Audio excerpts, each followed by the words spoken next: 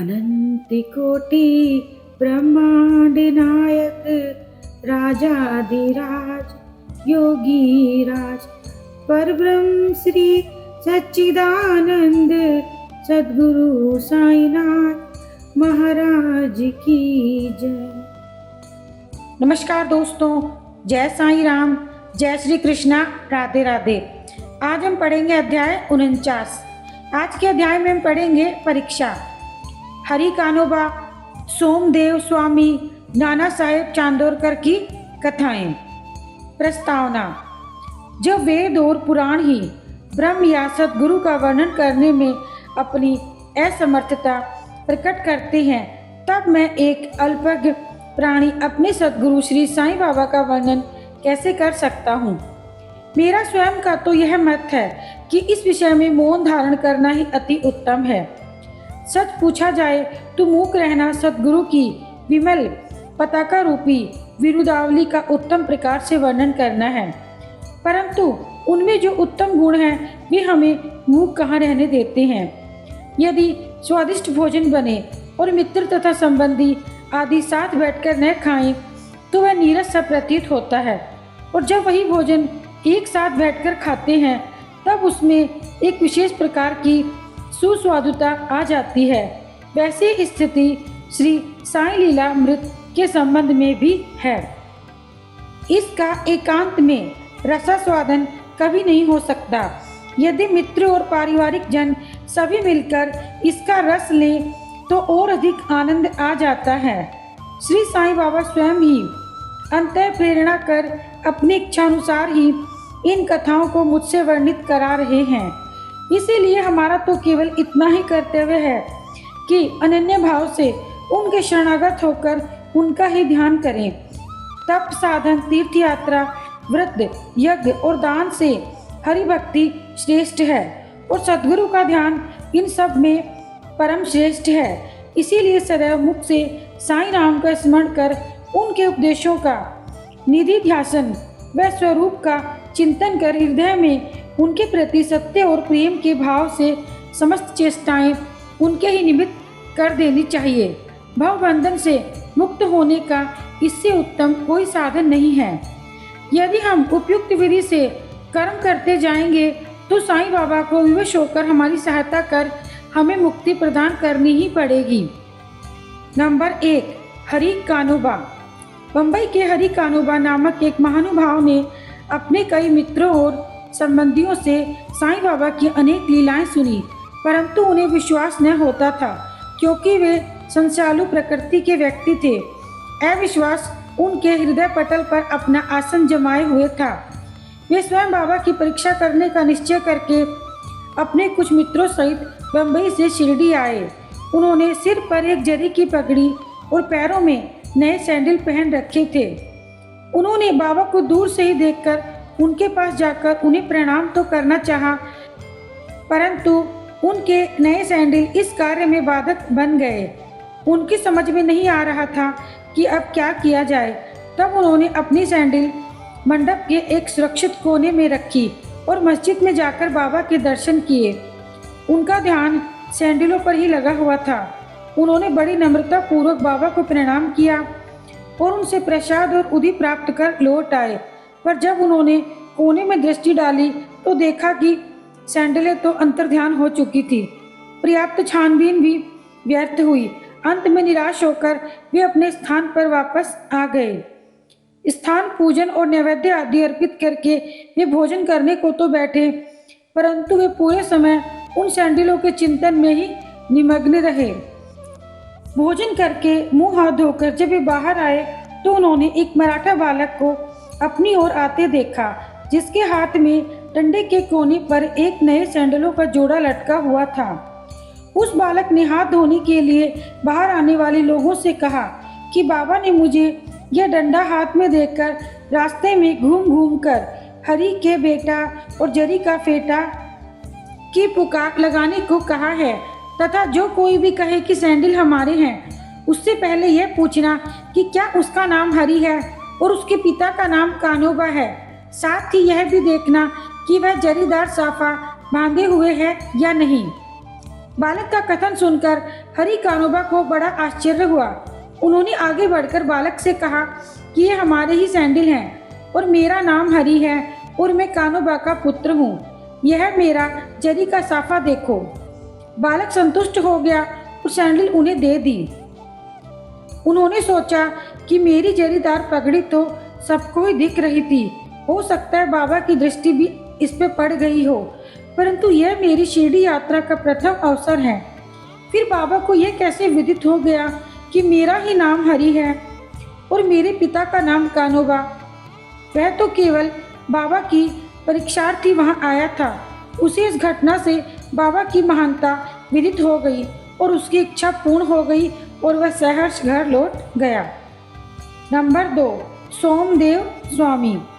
अब एक दूसरे संशयालु व्यक्ति की कथा सुनिए जो बाबा की परीक्षा करने आया था। काका साहेब दीक्षित के भ्राता श्री भाईजी नागपुर में रहते थे।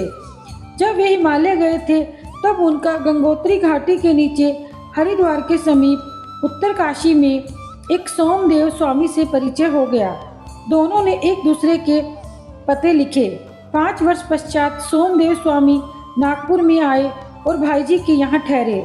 5 श्री साईं बाबा की कीर्ति सुनकर उन्हें बड़ी प्रसन्नता हुई तथा शिरडी जाकर बाबा के दर्शन करने की तीव्र उत्कंठा हुई। मनवाड़ और कोपर गांव निकल जाने पर वे एक तांगी में बैठकर शिरडी को चल पड़े।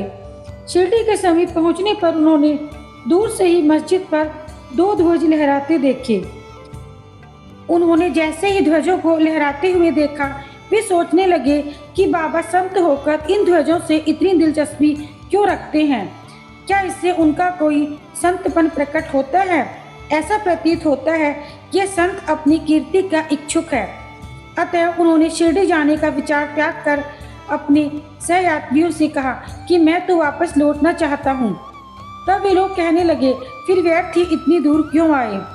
अभी केवल ध्वजों को देखकर तुम इतने उद्विग्न हो उठे हो। जब शिरडी में रथ, पालकी, घोड़ा और अन्य सामग्रियां देखोगे तब तुम्हारी क्या मनोदशा होगी? स्वामी को अब और भी अधिक घबराहट होने लगी। उसने कहा कि मैंने अनेक साधु संतों के दर्शन किए हैं, परंतु यह संत कोई निराला ही है जो इस प्रकार ऐश्वर्य की वस्तुएं संग्रह करता है। ऐसे साधु के दर्शन न करना ही उत्तम है। ऐसा कहकर वे वापस लौटने लगे। तीर्थयात्रियों ने प्रतिरोध करते हुए उन्हें आगे बढ़ने की सलाह दी और समझाया कि तुम यहाँ संकुचित मनोवृत्ति छोड़ दो। मस्जिद में जो संत हैं वे इन ध्वजाओं और अन्य सामग्रियों तथा अपनी कीर्ति का स्वप्न ये सोच विचार कर भी नहीं सकते। ये सब तो उनके भक्तगण प्रेम और भक्ति के कारण ही उनको भेंट किया करते हैं। अंत में वे शिरडी जाकर बाबा के दर्शन करने को तैयार हो गए। मस्जिद के मंडप में पहुंचकर वे तो द्रवित हो गए। उनकी आंखों से अश्रुधारा बहने लगी और कंठ रुंध आया। अब उनके सब दूषित विचार हवा हो गए। उन्हें अपने गुरु के शब्दों की स्मृति हो आई। मन जहां अति प्रसन्न और आकर्षित हो जाए, उसी स्थान को अपना विश्राम गृह समझना चाहिए। वे बाबा की चरण रज में लौटना चाहते थे, परंतु जब वे उनके समीप गए तो बाबा एकदम क्रोधित होकर जोर जोर से चिल्लाकर कहने लगे, हमारा सामान हमारे ही साथ रहने दो, तुम अपने घर को वापस लौट जाओ। सावधान, यदि फिर कभी मस्जिद की सीढ़ी चढ़े तो ऐसे संत के दर्शन ही क्यों करने चाहिए जो मस्जिद पर ध्वजाएं लगाकर रखे? क्या वे संतपन के लक्षण हैं? एक क्षण भी यहाँ न रुको।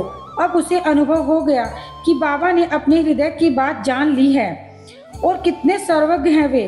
उसे अपनी प्रवृत्ति पर हंसी आने लगी और उसे पता चल गया कि बाबा कितने निर्विकार और पवित्र हैं। उसने देखा कि वे किसी को हृदय से लगाते और किसी को हाथ से स्पर्श करते हैं तथा किसी को सांत्वना देकर प्रेम दृष्टि से निहारते हैं, किसी को उदी प्रसाद देकर सब प्रकार से भक्तों को सुख और संतोष पहुंचा रहे हैं। फिर मेरे साथ ऐसा रूखा बर्ताव क्यों?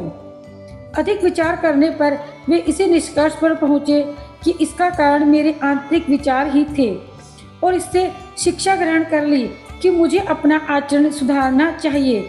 बाबा का क्रोध तो मेरे लिए वरदान स्वरूप है। अब ये कहना व्यर्थ ही होगा कि वे बाबा के शरण में आ गए, उनके परम भक्त बन गए। नंबर 3, नाना साहेब चांदोरकर। एक समय जब नाना साहेब मालसापति और अन्य लोगों के साथ मस्जिद में बैठे हुए थे तो वैजापुर से एक संभ्रांत यवन परिवार श्री साईं बाबा के दर्शन के लिए आए।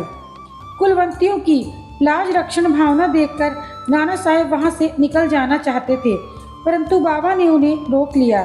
स्त्रियां आगे बढ़ी, उन्होंने बाबा के दर्शन किए। उनमें से एक महिला ने अपने मुख पर से घूंघट हटाकर बाबा के चरणों में प्रणाम कर फिर से घूंघट डाल दिया। नाना साहेब उसके सौंदर्य से आकर्षित हो गए और एक बार पुनः वे उस छवि देखने के लिए लालायित हो उठे। नाना के मन की व्यथा जानकर उन लोगों के चले जाने के पश्चात बाबा उनसे कहने लगे, नाना क्यों व्यर्थ ही मोहित हो रहे हो? इंद्रियों को अपना कार्य करने दो, हमें उनके कार्य में बाधक नहीं बनना चाहिए। भगवान ने यह सुंदर सृष्टि निर्माण की है, अतः हमारा कर्तव्य है कि हम उसके सौंदर्य की सराहना करें। यह मन तो क्रमशः ही स्थिर होता है और जब सामने का द्वार खुला है तब हम पिछले द्वार से क्यों प्रविष्ट होना। चित्त शुद्ध होते ही फिर किसी कष्ट का अनुभव नहीं होता। यदि हमारे मन में कुविचार नहीं है तो हमें किसी से भयभीत होने की आवश्यकता नहीं। नेत्रों को अपना कार्य करने दो, इसके लिए तुम्हें लज्जित या विचलित नहीं होना चाहिए। उस समय श्यामा भी वहीं थे।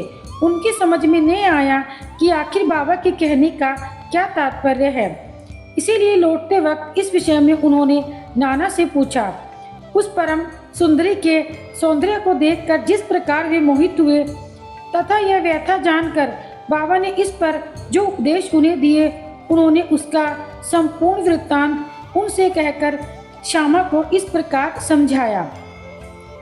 हमारा मन स्वभावतः ही चंचल है, पर हमें उसे लंपट न होने देना चाहिए। इंद्रियां चाहे भले ही चंचल हो जाएं, परंतु हमें अपने मन पर पूर्ण नियंत्रण रखकर उसे अशांत न होने देना चाहिए। इंद्रियां तो अपने विषय पदार्थों के लिए सदैव चेष्टा किया ही करती हैं, पर हमें उनके वशीभूत होकर उनके इच्छित पदार्थों के समीप नहीं जाना चाहिए। क्रमशः प्रयत्न करते रहने से इस चंचलता को नियंत्रित किया जा सकता है। यद्यपि उन पर पूर्ण नियंत्रण संभव नहीं है, तो भी हमें उनके वशीभूत नहीं होना चाहिए। यदि इससे किसी प्रकार के कुविचार न आए तो इसमें लज्जा और भय की आवश्यकता ही क्या है। यदि मन को निरीक्ष बनाकर ईश्वर के सौंदर्य को निहारो तो इंद्रियां सहज ही स्वाभाविक रूप से अपने वश में आ जाएंगी और विषयानंद लेते समय भी तुम्हें ईश्वर की स्मृति बनी रहेगी। यदि उसे बाह्य इंद्रियों के पीछे दौड़ने तथा उसमें लिप्त रहने दोगे तो तुम्हारा जन्म मृत्यु के पास से कदापि छुटकारा न होगा। विषय पदार्थ इंद्रियों को सदा पथभ्रष्ट करने वाले होते हैं। अतएव विवेक को सारथी बनाकर अपने हाथ में लेकर इंद्रियों को विषय पदार्थों की ओर जाने से रोक लेना चाहिए। ऐसा ही सारथी हमें विष्णु पदों की प्राप्ति करा देगा, जो हमारा यथार्थ परम सत्य धाम है और जहाँ गया हुआ प्राणी फिर कभी यहाँ नहीं लौटता। और इसी के साथ आज का अध्याय यही समाप्त होता है। जय साईं राम।